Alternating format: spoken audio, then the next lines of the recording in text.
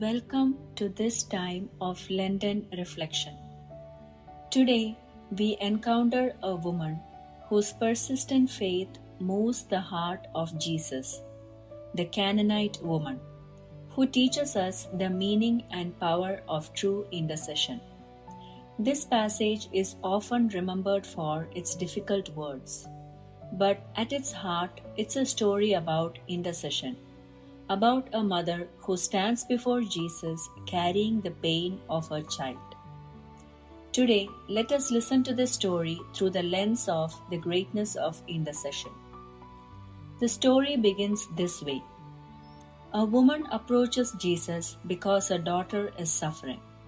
She does not come to claim status. She does not appeal to privilege. She comes because love has made her brave. Jesus responds, "It is not right to take the children's bread and throw it to the dogs." That sounds harsh, doesn't it?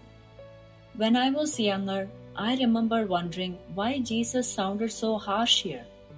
Why he would speak this way to a Gentile woman asking help for her child. But when we stay with the text and listen more carefully, something else begins to appear. The word Jesus uses for dog is not the word for a wild or unclean animal. It is a word for a household dog, one that lives inside the home close to the table. And that changes everything. Jesus is not defining her worth. He is speaking in symbols. Bread stands for life from God. The table shows who has access to that life. The children are those who know they belong to God. And even the crumbs carry the same life. The woman seems to understand this. She says, "Yes, Lord, yet even the dogs eat the crumbs that fall from their master's table." She does not argue. She does not beg. She believes that even the crumbs from Jesus' table are enough to heal her daughter. She understands that God's grace and healing power are not limited by boundaries, traditions, or status. She trusts in the overflowing nature of God's love and mercy. Her faith is not just belief, it is a clear perception of how God's kingdom works. And Jesus responds immediately, "O woman, great is your faith." Jesus does not say, "Great is your humility." He does not say, "You have earned mercy." He says, "Great is your faith."